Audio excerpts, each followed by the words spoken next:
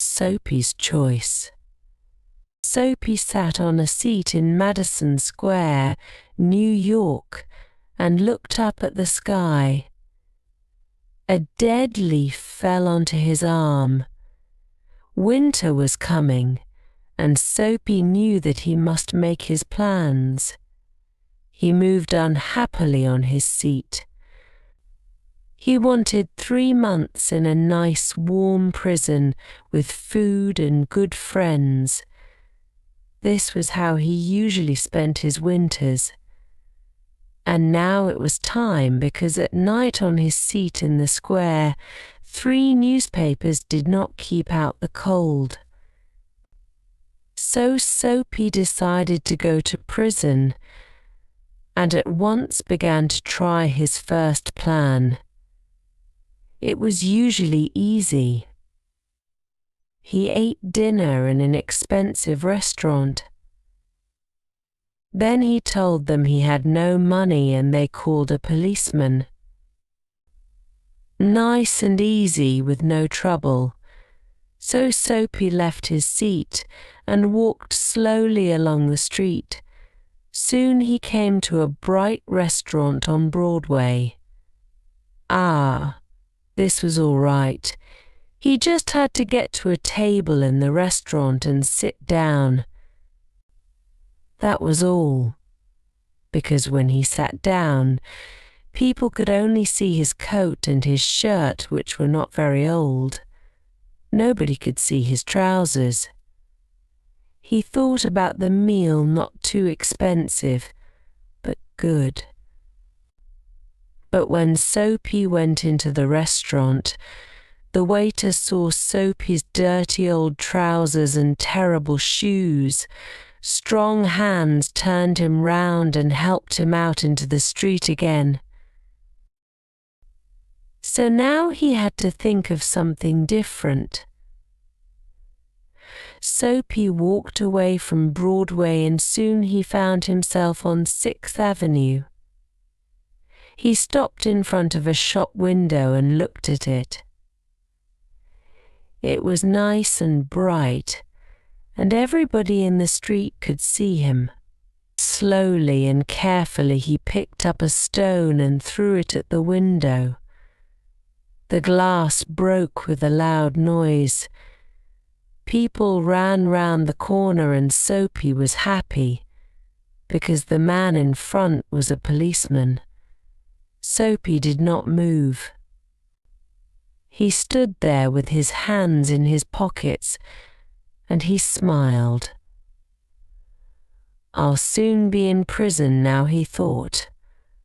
The policeman came up to Soapy. Who did that? He asked.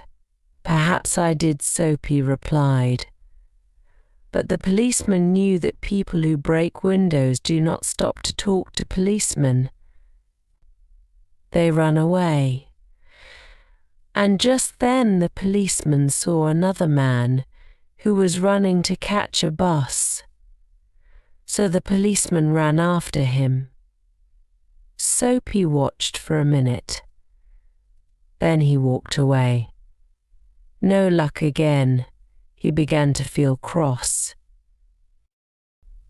But on the opposite side of the road he saw a little restaurant. That'll be all right, he thought, and he went in. This time nobody looked at his trousers and his shoes. He enjoyed his meal, and then he looked up at the waiter, smiled and said, I haven't got any money, you know. Now call the police, and do it quickly. I'm tired, no police for you, the waiter answered. Hey, Joe, another waiter came, and together they threw Soapy out into the cold street. Soapy lay there, very angry. With difficulty he stood up. His nice warm prison was still far away, and Soapy was very unhappy. He felt worse because a policeman, who was standing near, laughed and walked away. Soapy moved on, but he walked for a long time before he tried again. This time it looked easy. A nice young woman was standing in front of a shop window. Not very far away there was also a policeman. Soapy moved nearer to the young woman. He saw that the policeman was watching him. Then he said to the young woman, with a smile, "Why don't you come with me, my dear?" "I can give you a good time." The young woman moved away a little and looked more carefully into the shop window. Soapy looked at the policeman. Yes, he was still watching. Then he spoke to the young woman again. In a minute she would call the policeman. Soapy could almost see the prison doors. Suddenly, the young woman took hold of his arm. "Okay," she said happily, "if you buy me a drink. Let's go before that policeman sees us." And poor Soapy walked away with the young woman, who still held on to his arm. He was very unhappy. At the next corner he ran away from the woman. Suddenly he was afraid. "I'm never going to get to prison," he thought. Slowly he walked on and came to a street with a lot of theatres. There were a lot of people there, rich people in their best clothes. Soapy had to do something to get to prison. He did not want to spend another night on his seat in Madison Square. What could he do?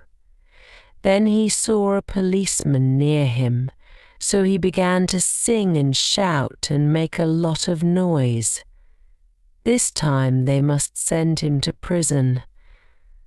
But the policeman turned his back to Soapy and said to a man who was standing near, "He's had too much to drink, but he's not dangerous. We'll leave him alone tonight." What was the matter with the police?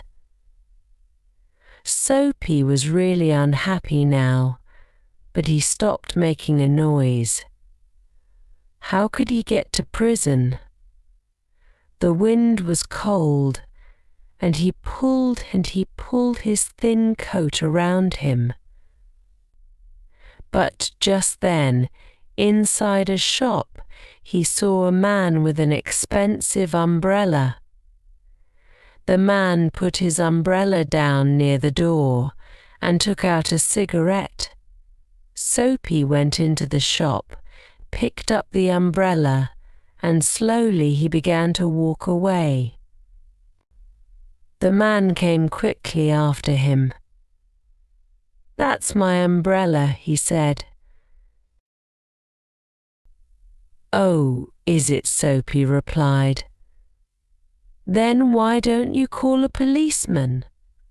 I took it, and you say it's your umbrella. Go on then. Call a policeman. Look, there's one on the corner." The umbrella man looked unhappy.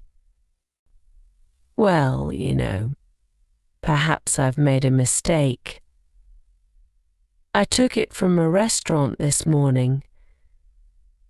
If it's yours, well, I'm very sorry. Of course, it's my umbrella," Soapy said.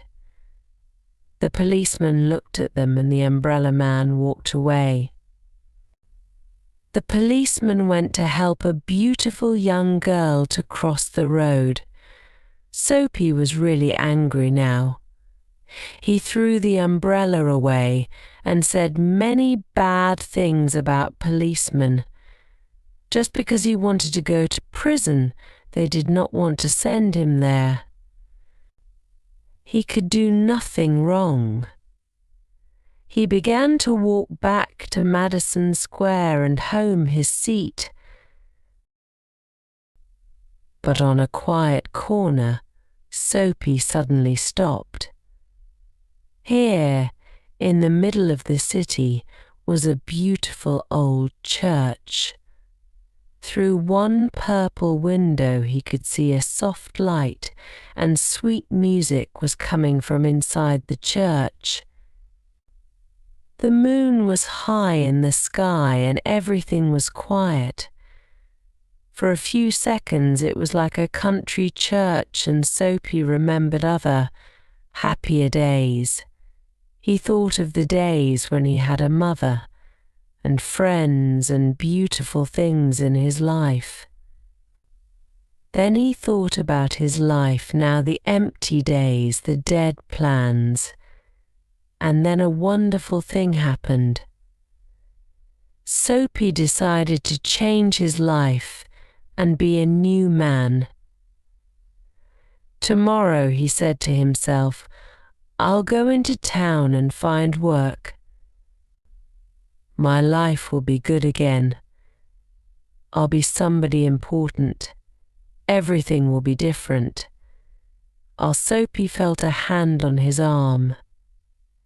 He jumped and looked round quickly into the face of a policeman.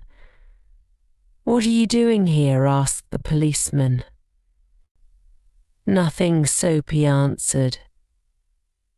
"Then come with me," the policeman said. 3 months in prison, they told Soapy the next day. The end.